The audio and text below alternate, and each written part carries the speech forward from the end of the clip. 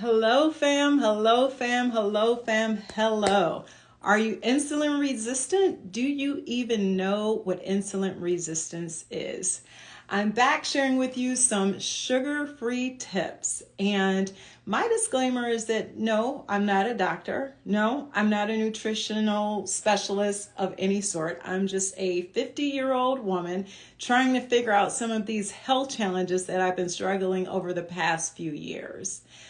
So anything that I say, do your research and find out what works for you. But I've struggled with some things over the last 50 years, and not 50 years, but over the last few years. And I just think it's important to share the knowledge that I'm learning with you guys, my family and friends. And the best way to get to all my family and friends is through Instagram or some other channel.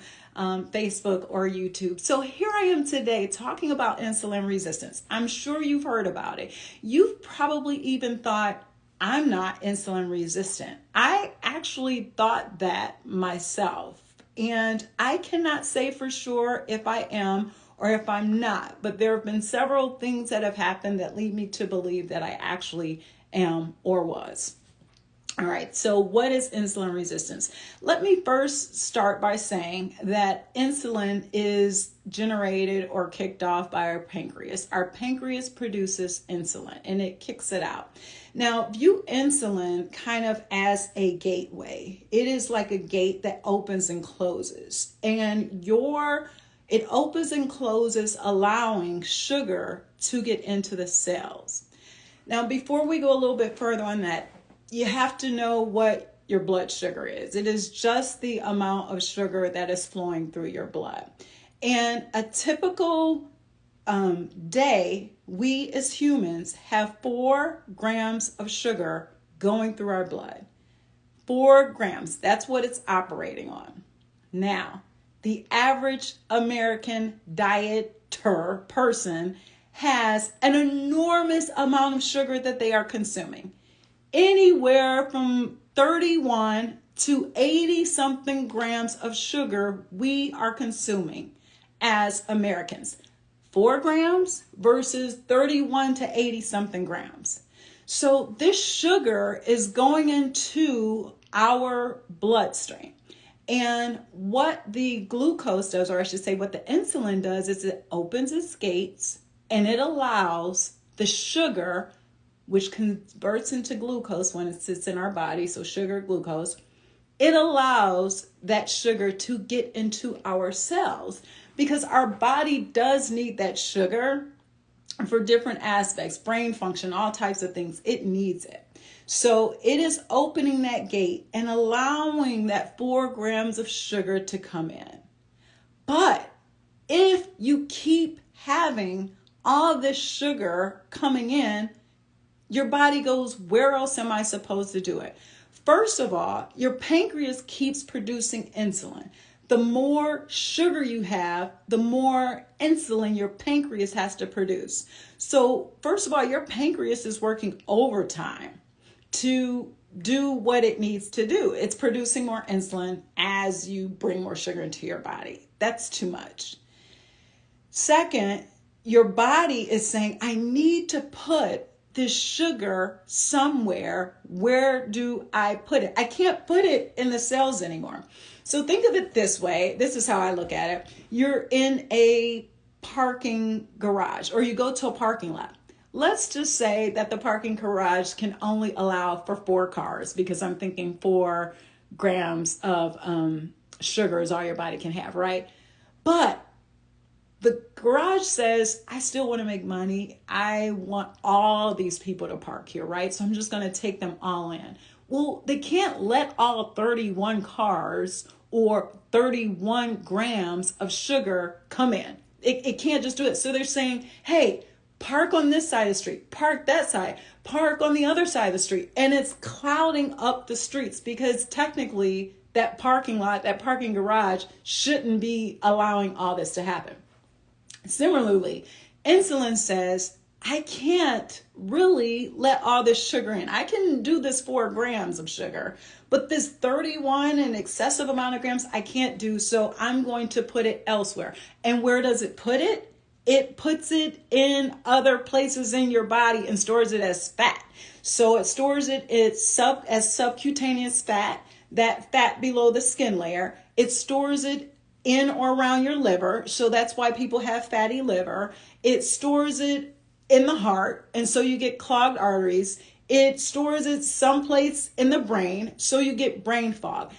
You see the pattern of what's happening? Your body is trying to do what it's supposed to do, but it's challenged because we keep feeding it with all this sugar. So how do you know if you are insulin resistant? It's hard because when we go to the doctor isn't necessarily checking for insulin resistance. They're checking for your blood sugar. So you may go, oh, my blood sugar is fine. All thumbs up, I'm good to go. Well, you really need something that's called Dr. Eric Berg, and I've never heard of this. So again, it's called a HOMA-IR, HOMA insulin resistant test. So if you want to know if you're insulin resistant, you may want to check with your doctor and find out if they can do a HOMA-IR test so that they can assess if you have any issues. All right. So you might want to do that. Now, I've given you kind of some negative sides of insulin resistance. What can you do about it? Because you really want to be insulin sensitive. That's good. That means your body is operating as it should. When you are insulin resistant, all these other things can happen to us. We can have inflammatory issues. I already mentioned all the stuff. I'm not going to go back into it. So what you want to do is, here's just a couple of things. You can also look at Dr. Eric Berg and follow him and see what he recommends. But you can cut out refined sugars. And I'm just going to say cut it out, because I believe when people hear balance it out, they go, oh, I can have a little of this, and they don't know what balancing it out looks like. So just cut out refined sugars. That is the breads, the pastas, the cereals, the pizzas, the donuts, the cookies, the sugary drinks. Cut that all out. And I talked about it before. Those are those added sugars. You don't want that in your diet at all. You get enough sugar from these other things, healthier options, all right? The second thing that you want to do, yes, you should have healthy carbs, so fruits and vegetables. And I am such an advocate of eating as much fruit and vegetables as you want. However, everyone's body is different. And so you need to monitor your carbs. And I can't tell you what that looks like. I can't tell you how many carbs you should be consuming. You have to kind of experiment with that and see what it looks like for you. Should you be consuming 100 grams of carbs per day, or what does that look like for you? So explore that.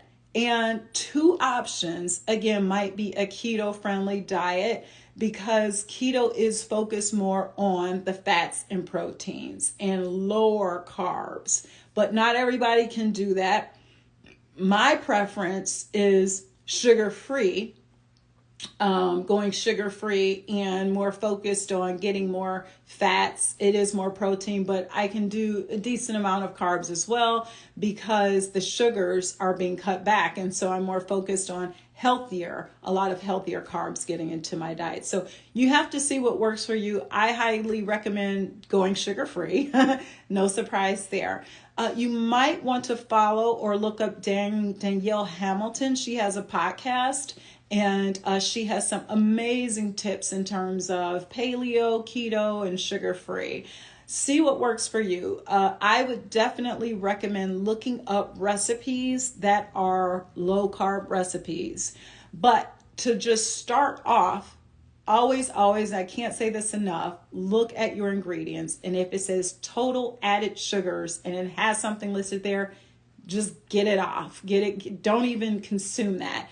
You know the bad stuff that you are consuming, but sometimes there's this gray space of things like, I'm not sure. Like this hummus has added sugar. You don't want that. Look for a hummus with no added sugar. All right. Finally, you definitely want to work out. I cannot stress this enough. And if you're my age, if you're 40 and above, especially in your 50s, you have to do some sort of strength training.